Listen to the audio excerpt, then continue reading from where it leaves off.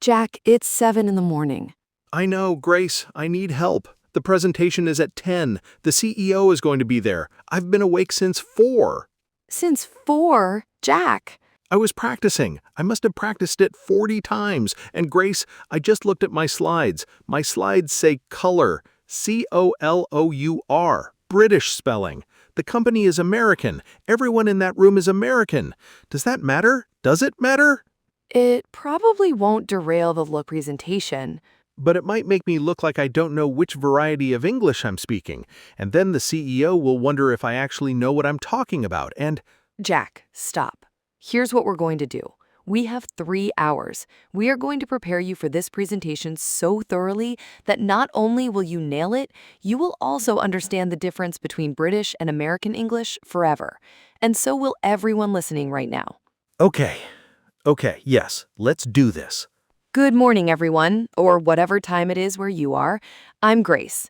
That was Jack at 7 a.m. in a state I can only describe as productive panic. Welcome to episode 21 of the Speak Bench. 2 topics today: how to give a presentation in English and British versus American English, because apparently Jack needs both. Let's go. Okay, first things first. How do you open a presentation in English? The opening is everything. You have about 30 seconds to make people want to listen to you. Let's build yours. I was going to say, good morning, everyone. My name is Jack, and today I'm going to talk about the Q4 product roadmap. That's fine. It's not exciting, but it's fine. I want exciting. Option 1, start with a question, something that makes people think immediately. Like, what would it mean for this company if we doubled our user retention rate in 6 months? Oh, that makes the CEO sit forward. Option 2, start with a surprising fact or statistic.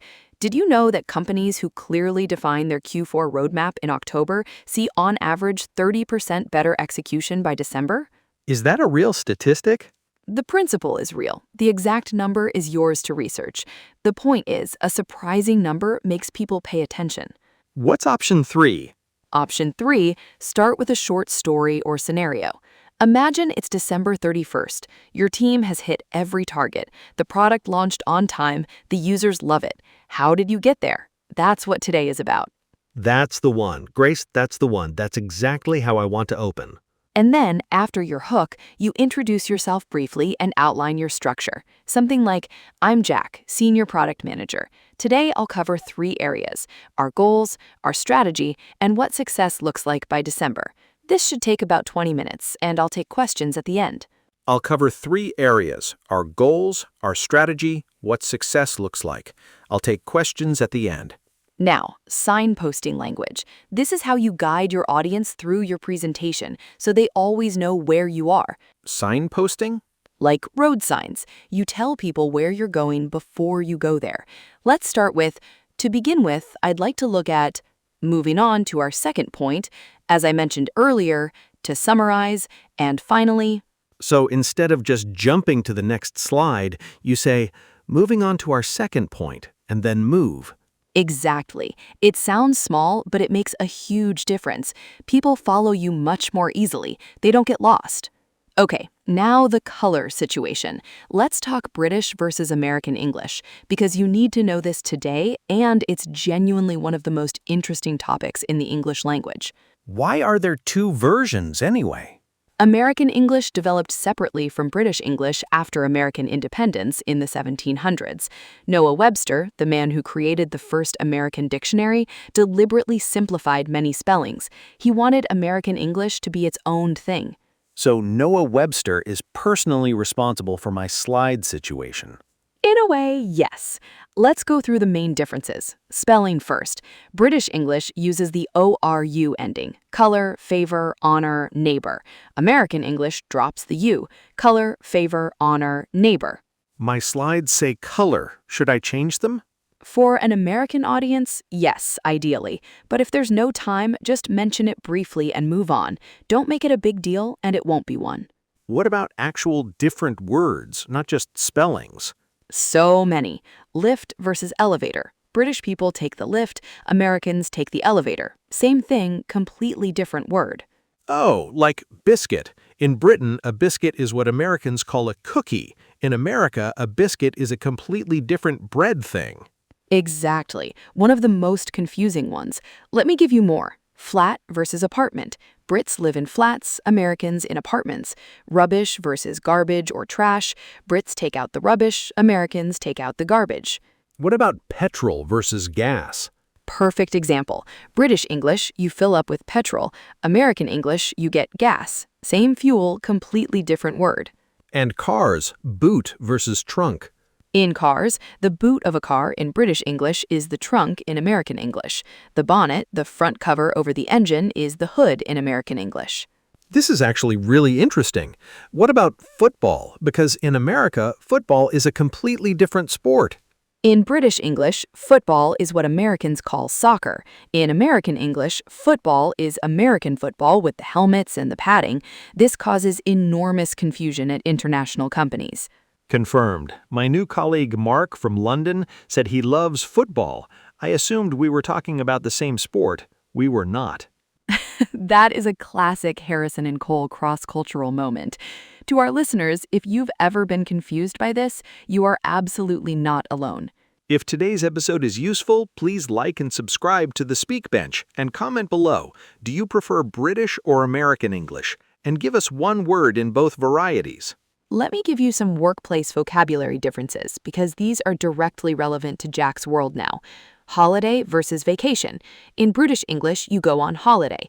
In American English, you go on vacation. Important distinction. My American colleagues say vacation. Good to know. Timetable versus schedule. Brits have timetables, Americans have schedules. CV versus resume. In Britain, you have a CV. In America, you have a resume. Same document, different name. What about pronunciation? Because I've noticed the British people at Harrison and Cole pronounce some words differently. Big one, schedule. British, schedule. American, schedule. Same word, very different sounds. That explains it. My colleague Sophie says schedule, and I kept thinking she was mispronouncing it. She was not. Another big one, advertisement. British, advertisement. American, advertisement. Different stress on completely different syllables. More. Garage. British, garage. American, garage. Vitamin, British, vitamin. American, vitamin. Laboratory, British, laboratory. American, laboratory. I feel like I've been speaking two different languages without knowing it. In a way, you have. And the beautiful thing is, both are completely correct. There is no superior version. British English and American English are equally valid. You just need to know which context you're in. So at Harrison and Cole, American company, I should use American English. Inconsistently, yes. It's not a rule, but it shows attention to context. And in your slides, color without the U. Error lab. Jack, you mentioned a few mix-up moments this week at work. Let's go through them. Okay, day 2. I told my colleague I needed to use the toilet. And In America, you say bathroom or restroom.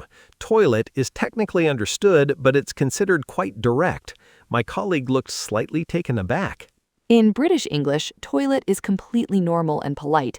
In American English, bathroom or restroom is the standard. Washroom also works. Toilet is understood but sounds more blunt to American ears. Second one, I said I was going to post a letter. My American colleague looked confused. She said, "Post it where?" In British English, you post a letter. In American English, you mail a letter. The post office in Britain is just the mail in America. Post versus mail. Third one, and this one caused a whole meeting room moment. Someone asked if anyone had a rubber that they could borrow. Oh, no. Desperately, I know that now. Warmly, you could not have known that without being told. This is exactly why we do this show. Okay, back to your presentation, handling questions. This is where many presenters lose confidence. Someone asks something unexpected and they freeze. Here's how you stay in control. Yes, please. Teaching. Buying time phrases when you need a moment to think before answering. That's a really great question. Let me think about that for a moment. I'm glad you brought that up. Can I just clarify what you're asking? That's a really great question. Let me think about that for a moment. That buys me 5 seconds without looking lost. And when you don't know the answer, honesty is always best. I don't have that data in front of me right now, but I'll follow up with you after the presentation. That's completely professional. No one expects you to know everything. I can say I don't know as long as I promise to follow up. Exactly. Follow-up, which you now know means to continue communication after an initial contact, from episode 20. From episode 20, I retained that one. And how to close. The close is as important as the opening. A weak ending undermines everything before it. Never just say, "That's it, thanks." Always close with intention. What should I say? Teaching. Summarize briefly. So to wrap up, we've covered 3 areas today. Then your call to action or next step. I'd love to hear your thoughts, and I'm excited to move forward on this together. Then your thank you. Thank you so much for your time and attention. I'm happy to take questions. To wrap up, 3 areas. Moving forward together. Thank you, happy to take questions. That's clean, that's professional. I need to go. I need to get there early. Set up. Breathe. Grace, was this enough? Did we prepare enough? You know your content. You have your opening. You have your signposting language. You know how to handle questions. You know how to close. And you now know the difference between British and American English well enough to make a light joke about your color slide if anyone notices. Make a light joke about it. Own it. Confidence isn't pretending you're perfect. It's being comfortable with imperfection. Confidence isn't pretending you're perfect. It's being comfortable with imperfection. Write that down. That's the real lesson today. Listeners, I'll be honest with you. I'm nervous, actually nervous. But I'm more prepared than I was at 7 a.m., and that's something. Join us next week, episode 22, to find out how it went and learn English idioms in the process. Because Jack is going to come back next week and tell us everything, every moment, every question, every phrase he used. And we are going to turn his experience into your learning. Okay, I'm going. Wish me luck. You don't need it, but good luck anyway. Goodbye, everyone. See you on the other side. And I'll be right here waiting to hear everything. Your challenge this week, British or American English? Comment your preference and give us one word in both varieties. We reply to everyone. Goodbye, everyone.